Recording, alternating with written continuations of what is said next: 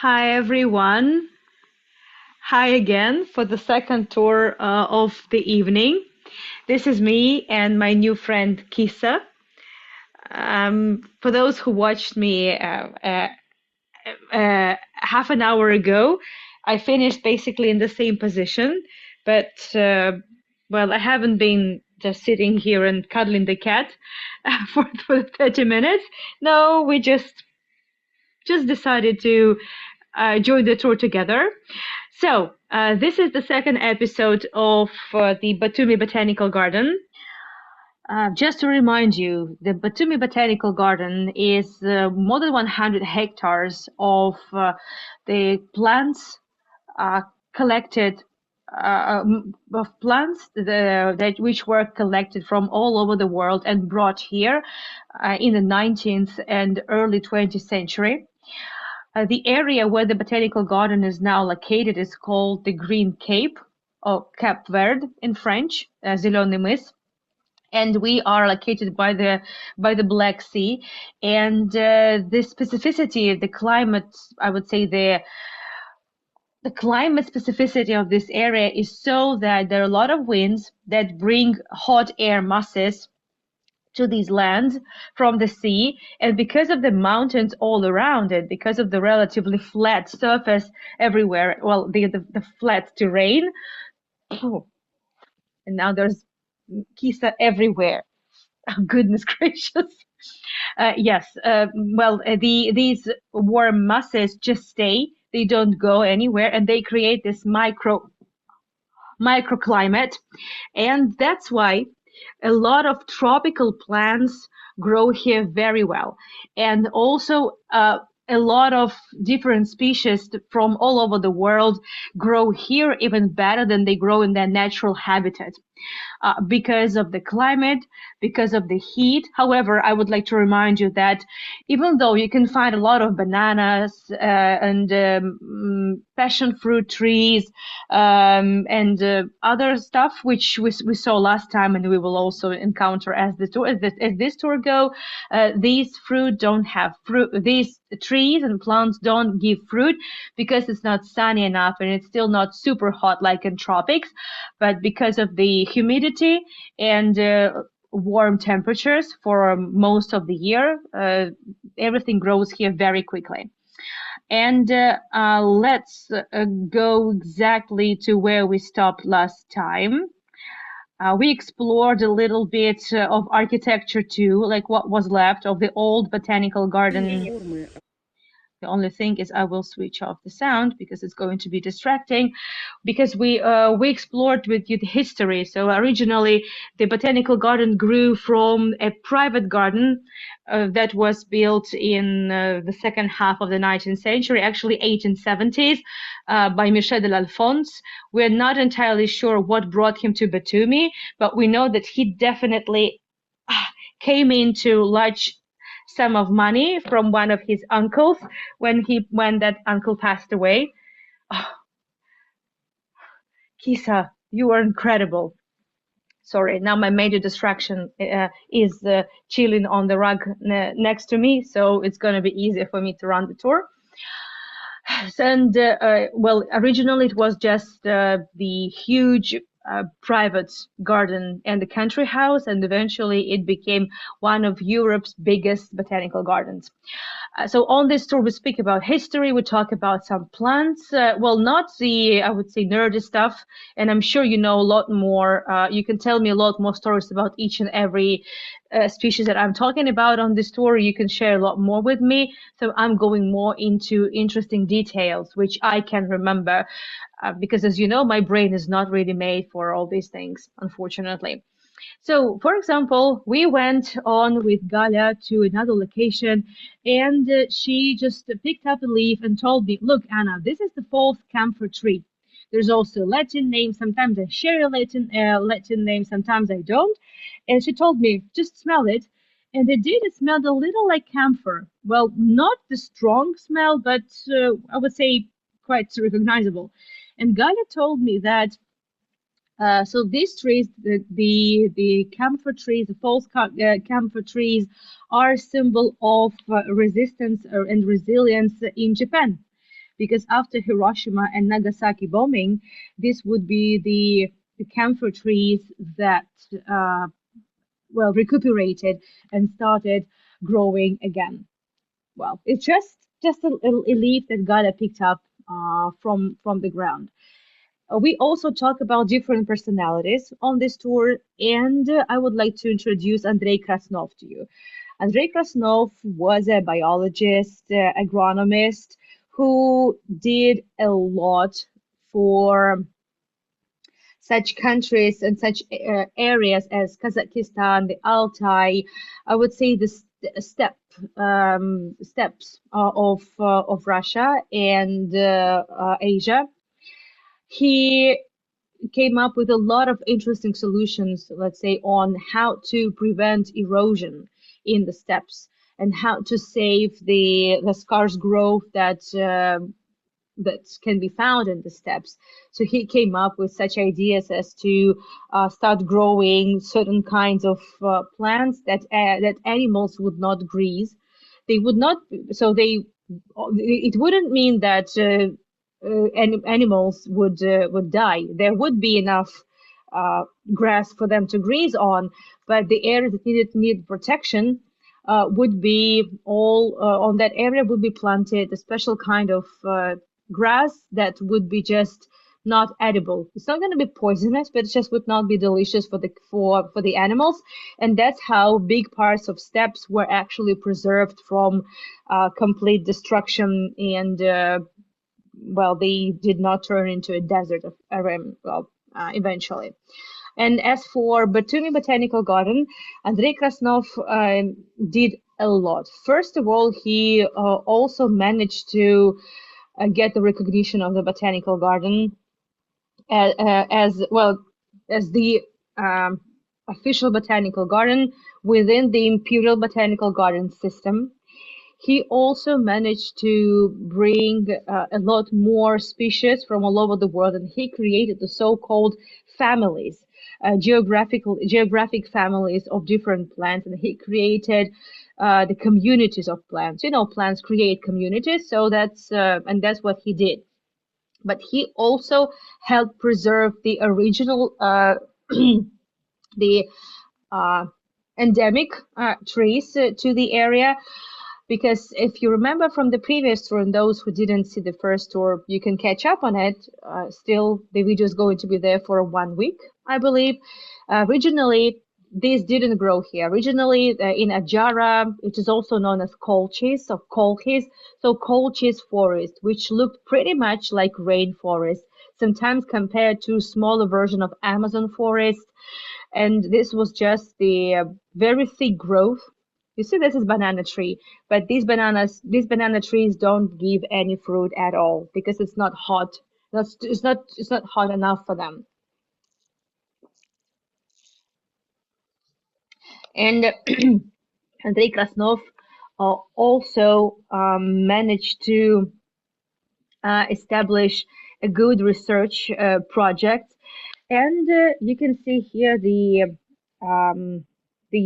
bamboo growth, and we have already seen quite a number of eucalyptus trees. So he came up with the idea to grow more eucalyptus trees to dry the land, because originally the land in Batumi they were very marshy, and that was always a reason for malaria, like every year. With bamboos and eucalyptus, things got much easier with time, obviously. And bamboos normally do not grow in in Batumi. They don't, but it's I would say these bamboos are feeling very much okay, as you can see. And here in Batumi, everything grows at least 30%, so 30% as fast as in their natural habitat. Rekasnov is buried on the territory of the Botanical Garden, as well as Michel de l'Alphonse, for example, whom we spoke about last time, the founder of the Botanical Garden. And he is remembered. There are some alleys named after him. And obviously there are species, some species that were selected in the garden also named after their the important characters. Look at that. Look at this tree. So remember, as I mentioned, the Colchis rainforest. So this is just one gigantic tree. And this is how the Colchis woods would look like. It's the collection of very, very, very big trees and smaller trees standing around them. Another interesting and quite widespread phenomenon for Batumi Botanical Garden is the epiphytism, when a plant is growing on another plant, and this is symbiosis. This is not parasitism. That's epiphytism. Epiphytism. It's quite widespread in Batumi. I haven't seen it in Tbilisi because it's not that humid and it's not that hot. Another very widespread tree you can find is the beech tree.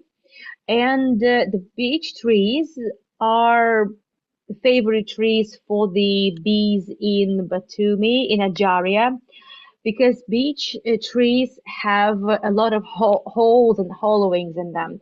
Here you cannot see anything because it's all covered with one of the ivies that grows here.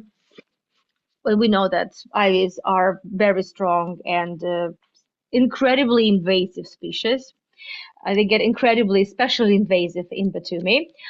And in these hollowings, uh, the bees live. They build honeycombs, and in Nigeria, honey, honey making, beekeeping is one of the oldest trades. It's one of the oldest industries, and due to specificities of Batumi climate, 3 times a year, the beekeeper can get honey. That's we will see another beech tree, which has been cleaned at some point. We will see. You will see what I'm talking about. But as of now, we just have to trust me. One of must tries in Ajaria after Ajarwali Khachapuri. Obviously, by the way, I shared the recipe under the cooking tour. You can find the cooking tour still on my YouTube channel, by the way. So it's honey. One of the versions, by the way, I've never really spoken to you about the etymology of why Ajaria is called this way. It's not entirely clear, to be honest, but one of the versions is that Ajara is a word that's originated from the word which means the honeycomb. And then everything becomes clear, I would say. Another interesting area popular with photographers is here. Well, that's the sago palm. It feels like it's made of plastic. I've never seen a palm like that. And it also looks like it's made from plastic, but it's very natural. And it just it feels interesting. I've never touched this plant before. I would have thought it's actually artificial. And these palm trees, well, it's a small one, but look at this. Look at this palm tree. It was planted by Andrei Krasnov 1 century ago. And in 2013, it was still growing. It was okay. It was hit by lightning and it got broken. The workers of the botanical garden decided to give it a try. They, as you can see, they cherish the memory of the people who worked here, and they decided to wait.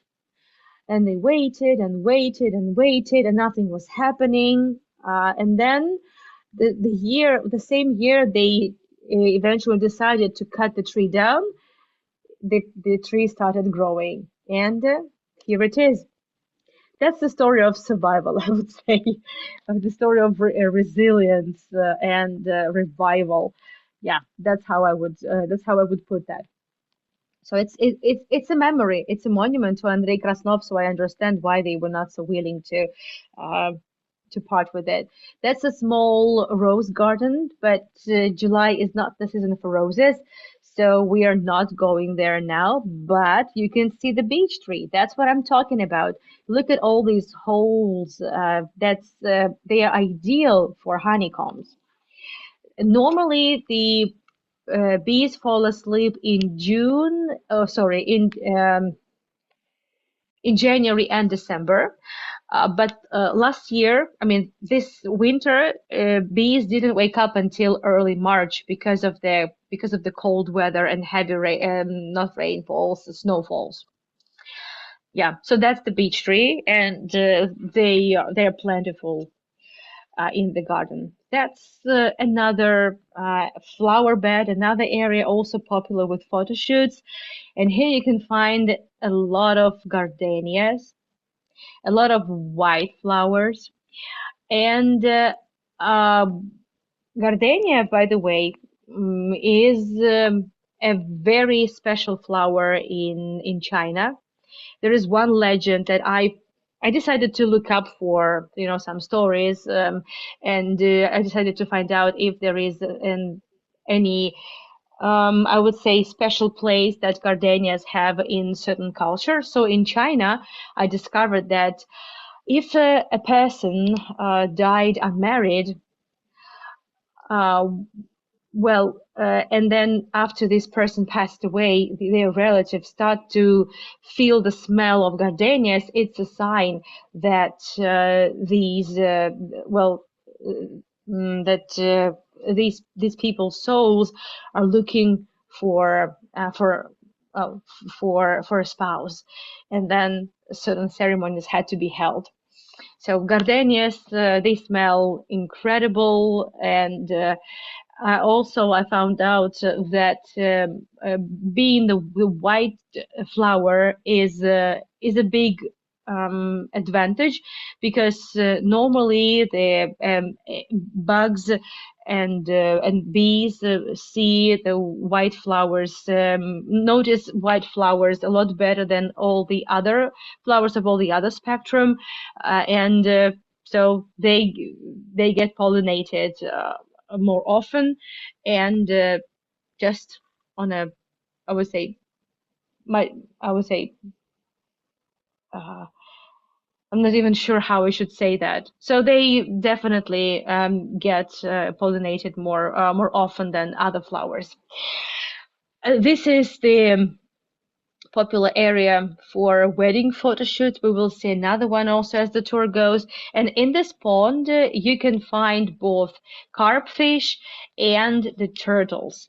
I've always confused, and I still keep confusing the turtle and the tortoise. So which one is which one lives in the water, which one lives on the land. I can never remember that. So these turtles are feeling very much okay here. There are a lot of them. And unfortunately, they munch the fish from this pond. And that's a tiny little, I would say, catastrophe. I'm not sure what the museum, well, not the museum, the botanical garden is going to do about it. Maybe there will be another pond, one for the fishes and one for the turtles, but it's hard to tell at the moment. You can see the fishes there. These are some carp fish. I don't know the actual name. It's not really that relevant. What is relevant is that when we were there with Galya, there were several weddings held in the garden, and well, this place is magical, to be honest. And imagine the views. The sea is over there behind our backs. Imagine the views next to the sunset, wedding, wedding dress, or the evening with this amazing backdrop. Myrtle. Myrtles, ever since the Roman times, would be a typical gift for the newlyweds. The newlyweds would normally put on the myrtle wreaths on their heads, and it was seen as a symbol of family, and the good household and happiness of the family. And actually, it is true, there is a scientific explanation to that. They release dopamine. So myrtle release dopamine, which is the hormone of happiness. I mean, makes sense. I don't think the Romans back then, 2000 years ago, knew about that, but they were right. Still believe the stringy bark, Eucalyptus cinerea, is the only tree in the world that has leaves of two different shapes. The more rounded shape is good for photosynthesis, and the elongated silver ones, you can see that not only they have different shapes, but they also have different colors.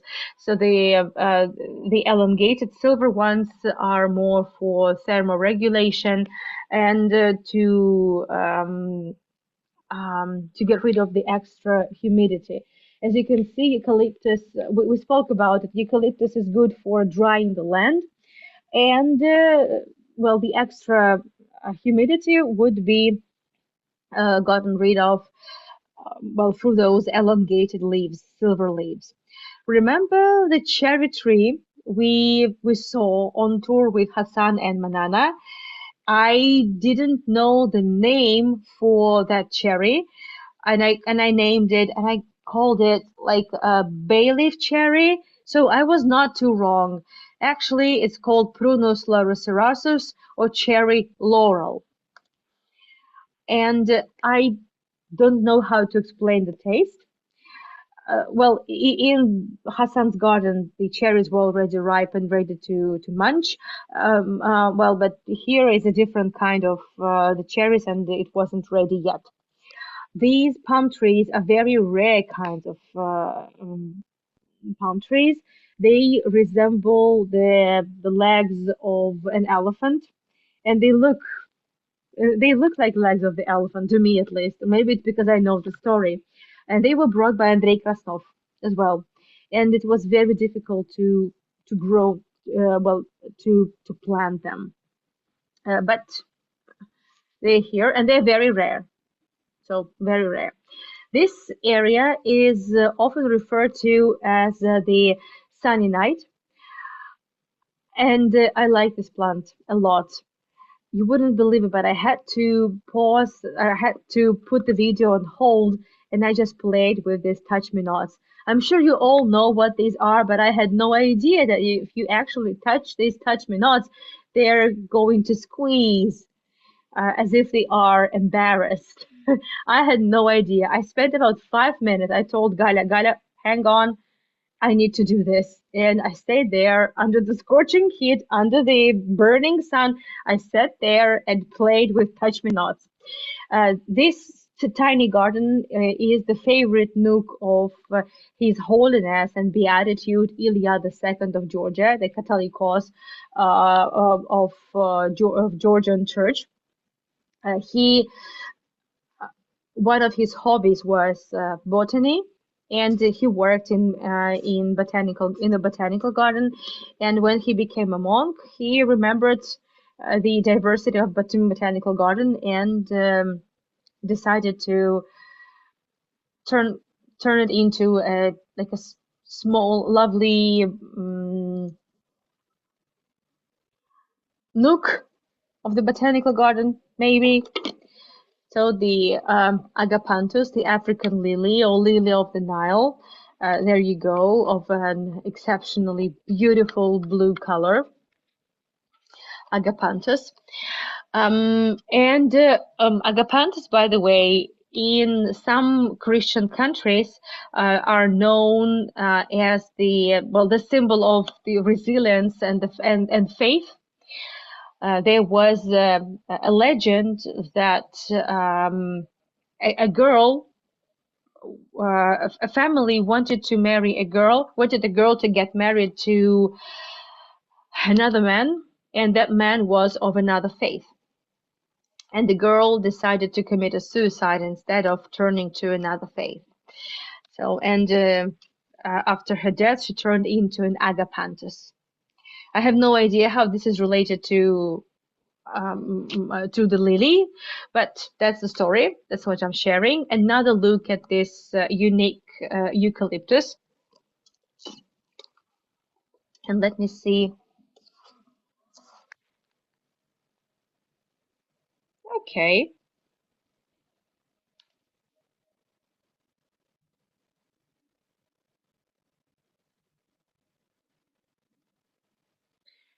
okay, let's have a Q&A and continue afterwards.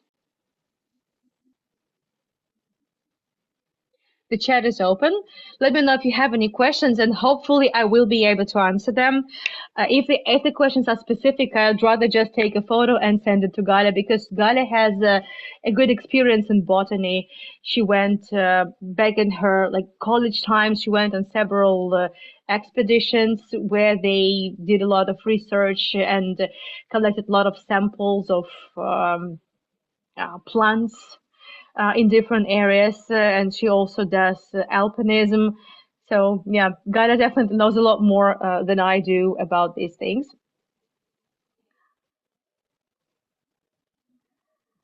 How old is the garden? So as I said, the second half of the 19th century, actually 1880s, that's when Michel de l'Alphonse came to Batumi, and purchased quite a large territory, not 180 hectares as the this is the size of the garden nowadays. And well, from then on, unofficially, but this is the 1880s. This is let's say the beginning of the botanical garden, and then I would say the second big um,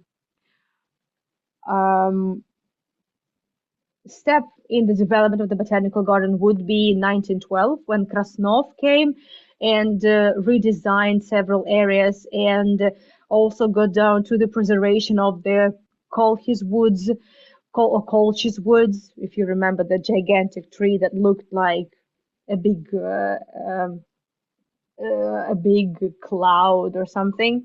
So that's the second time. And then also the Soviet period. So basically, we could say that the garden is about 150 years old, around that. Looks similar to what my ficus looks similar to what you showed before. They are rare ones, but the bug has been eaten, and so it doesn't look nice now. Oh, I see. Mm-hmm. By the way, there I have heard of very, very little bugs um, in the garden. I have no idea how it works. I have no idea why there are not so many bugs and not so many parasites. That's a good question. No, Oscar is not in Israel. Caterpillar. Oh, I see. Okay. Well, I've seen very, very few bugs, I would say. Every plant looked quite healthy to me. Some plants were damaged because of these winter heavy snowfalls in Batumi, but that's an exception, and you can tell that it's just the damage. It's not, let's say, a parasite. Okay, let's get back on the tour.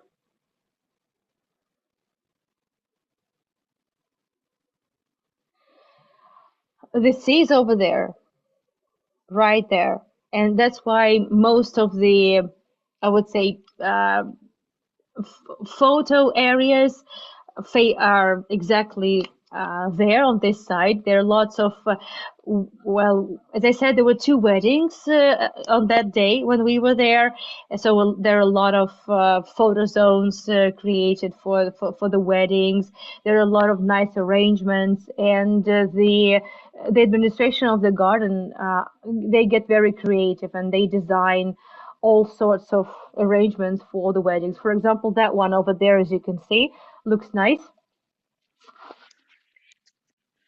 And this is the Colchis Woods below. The thing is that up until Krasnov, up until 1910s, the well, everyone cared about the botanical garden itself, and there was very little attention given to the the endemic species, that right, the natural growth and flora, which is the Colchis woodland and rainforest. So Krasnov, in this regards, he really his management was definitely a game changer. And that's, by the way, Krasnov's greenhouses or orangeries. They look old. They are from the turn of the 20th century, and they are still in use. But the normally visitors are not really allowed there. They used to be open for some time, and one could see some rare species there on a guided tour. But as of now, unfortunately, it's closed. That's probably due to the just safety issues, because as you can see, there's quite a lot of rust, and I would say everything is just doesn't look too safe, but it looks beautiful, doesn't it? So obviously we took some photos there as well, and that's what every newlywed, all the newlyweds do, that's for sure. And they also, you see the design. It's Art Nouveau-ish, very much Art Nouveau-ish. So look at this creeper. That's one of the craziest creepers that grow in Batumi Botanical Garden. It's called cat claws. It's not endemic here. It can be found in many corners of the world. And the thing is that these cat's claws are incredibly strong, and they can actually grow, they can penetrate the the stones, and they can grow into a building, destroying it. So I'm sure, again, this is not unique to Batumi, and I'm sure there are many, well, there are several probably species of such creepers, and it looks creepy, to be honest. Look at the beehives. So as I said, beekeeping is very strong in the Jaria, and it's the industry that is thousands years old, about 5,000 years old. This is how old the beekeeping is in Ajaria. And well, these beehives belong to Batumi Botanical Gardens, and when there is the season, you can see a lot of these beech trees being opened by the beekeepers, and well, honey being taken from the bees. Yeah, there are, as you can see, three roads one could take. We're not taking the middle one because it takes us to a small town built for the workers of the botanical garden, built in the 1920s, 1930s. But we are taking another path towards more relaxation, and that's jasmine, by the way. And it smelled amazingly. So in that little town, it's like a small settlement. There was a library, there was a shop, there was a small school, even. So it was like a small town in the middle of the garden. That's tea. We spoke about the tea on the tour with Hassan and Manana. They grow some tea and they make their own tea. The idea is, I'm not a specialist, but well, what I know is that you only need to take the upper leaves, and from that, depending on the fermentation, depending on how long you keep it sun drying and stuff, it depends. But well, you get different kinds of tea. And let me take you just for another minute to the Museum of the Noble Brothers in Batumi.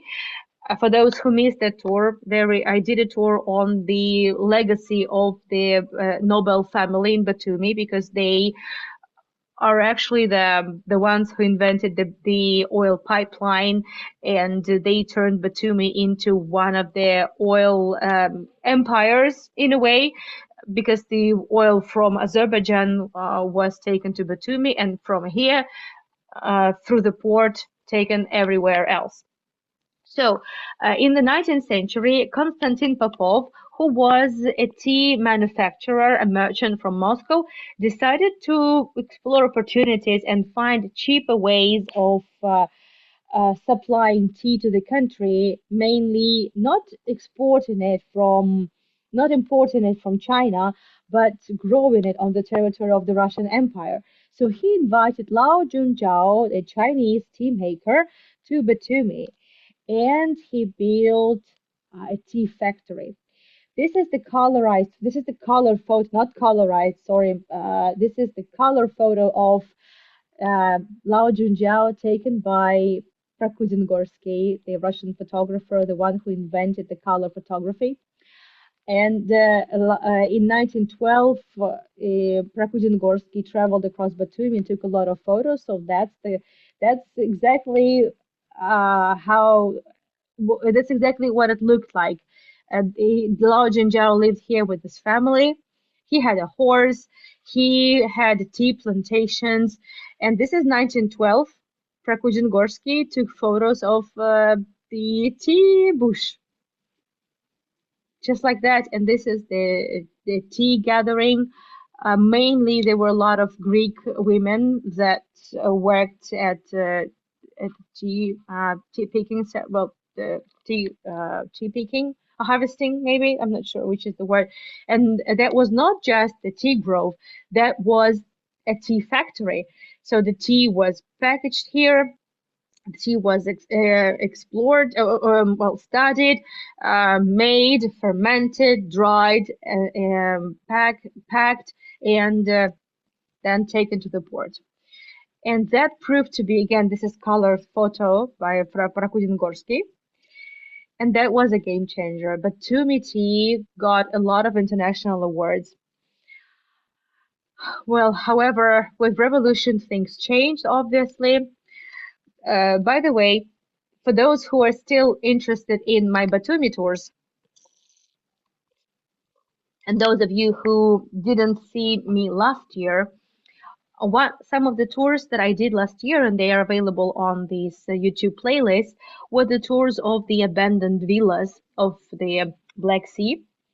And among those abandoned villas was the beautiful country house of Lao Junjiao. Look at this interesting, eclectic Art Nouveau-ish design.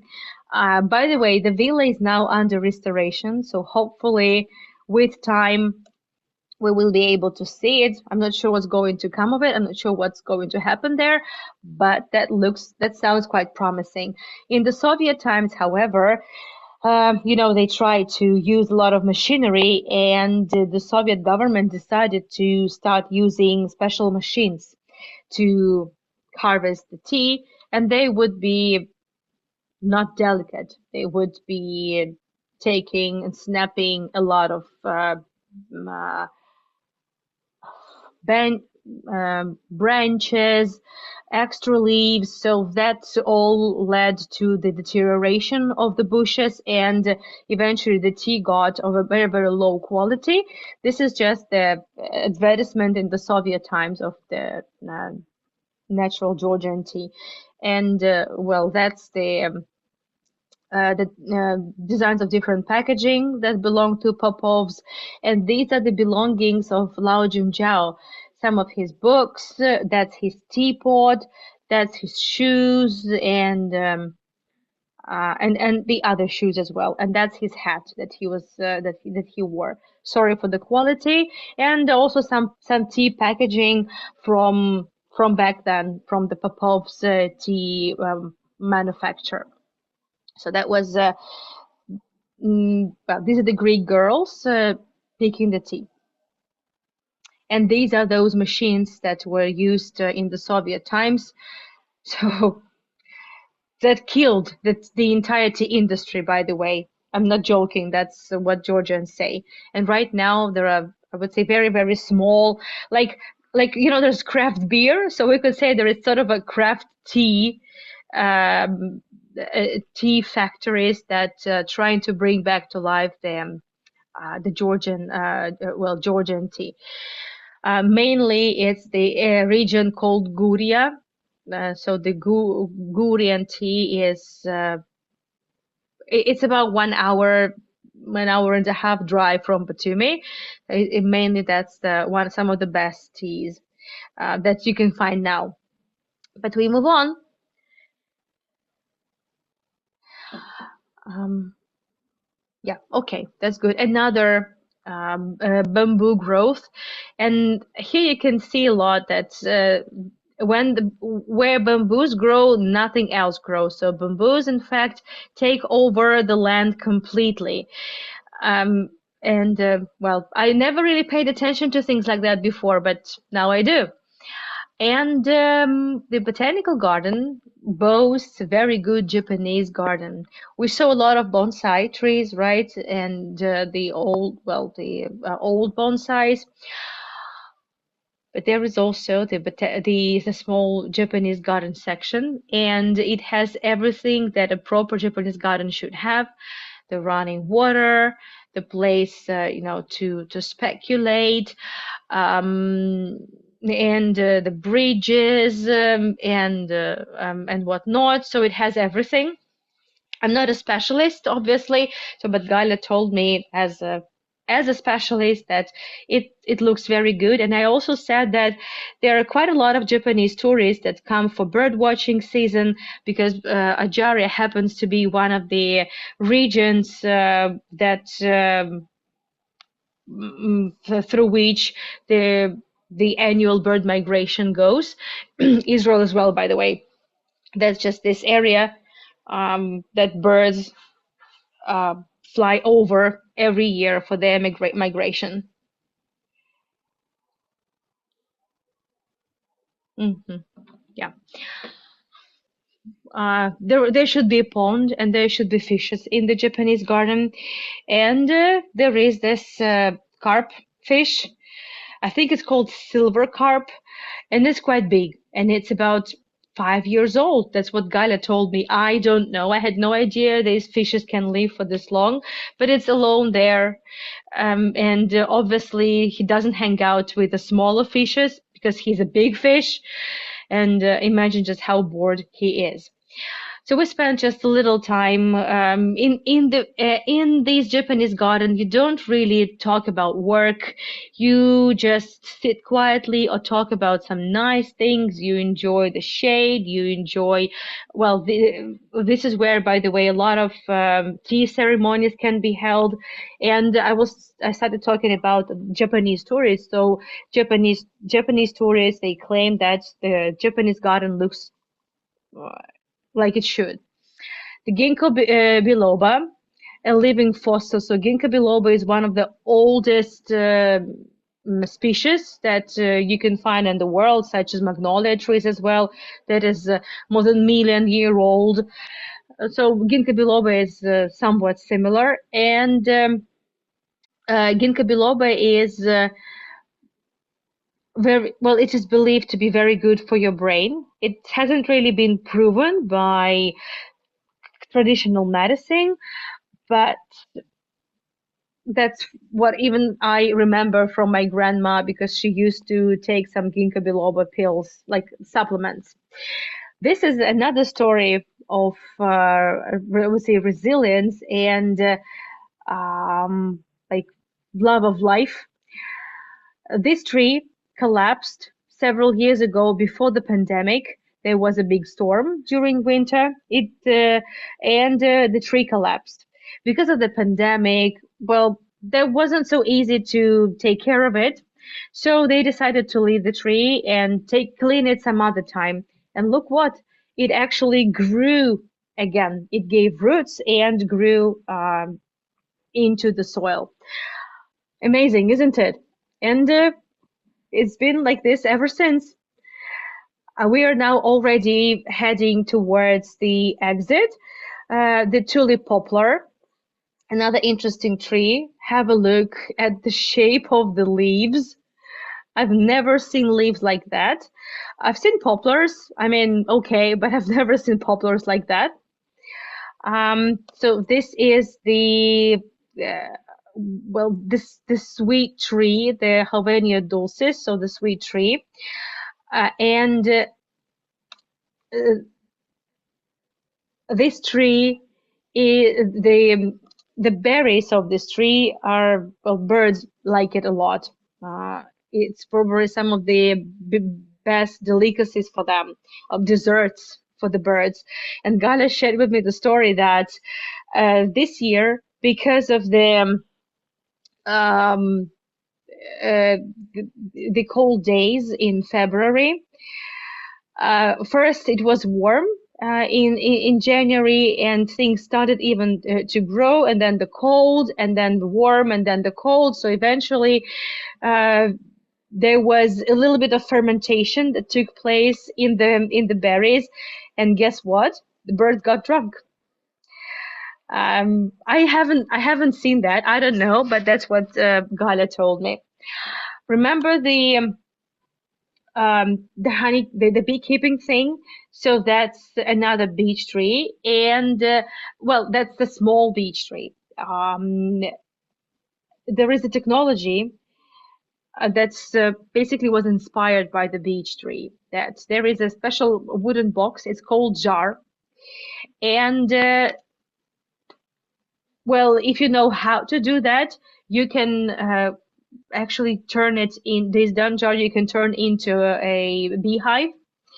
And then in January, December, January, you can open it up. The bees should be sleeping, and that's where you will be able to find. Uh, well, Galia showed me a short video. So you open jar, and that's what you see.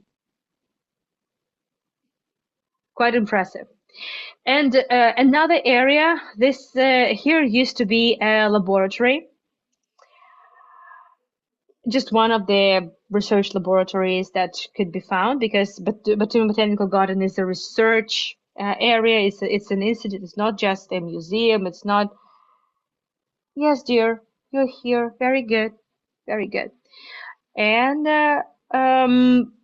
that's yeah. What was I talking about? Sorry. Whenever Kisa is here, I get so distracted, and then it's so easy, difficult for me to get back on my train of thought. I'll try to remember. Yes, and later on the laboratory would be moved, and because right now that town that used to be built, that was built for the workers of the Batumi Botanical Garden in the 1920s and 1930s, it's not really inhabited now. It's used as just I would say some service buildings, and the laboratory was moved there. Technically speaking, tourists are not really allowed to that area, so we didn't go there. And this area was turned into another, I would say, nice recreational zones. Another story of resilience and survival is another tree that also collapsed due to, I'm not sure why it collapsed. It happened also some several years ago around the pandemic time. And look, it's already grown into the soil, and it also gave I don't know how it works, but as you can see, it has also minor trees growing from it. I find it quite quite remarkable, to be honest. Okay, so I'm so happy that I actually have been able to put everything together into this tour, and I knew that one tour will not be enough. Technically speaking, that's kind of a park, public park that you can find by the Black Sea. But actually, technically, here the garden finishes, and you can either take the exit from there, and this is where the a bus stops. These are the cars that just, if you're lazy, you could just go back and forth and see nothing. You could just kind of a ride. So that's me and Galya. So let's thank Galya also for all the work. As I said, um, everything about Batumi is definitely the help from Gali, because without her I wouldn't have been able to put all these tours together. So technically speaking, if you want to go to the botanical garden, it's going to take you at least 3 hours.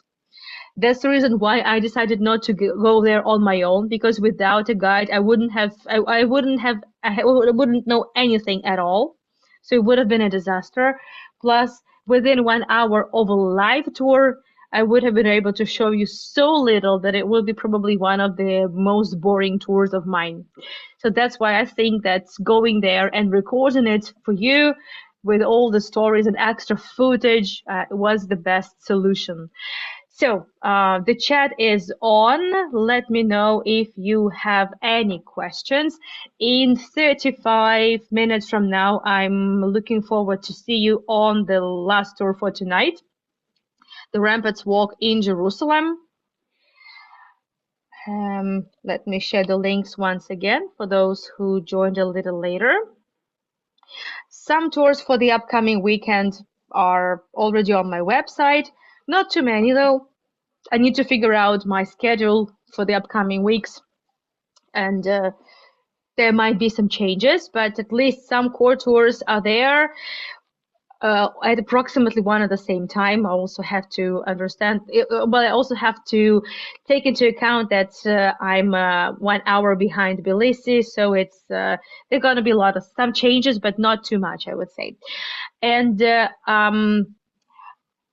next weekend, I'm planning to do a live walk, at least one. I'm not entirely sure where exactly, but they're going to be a live walk in Israel for sure.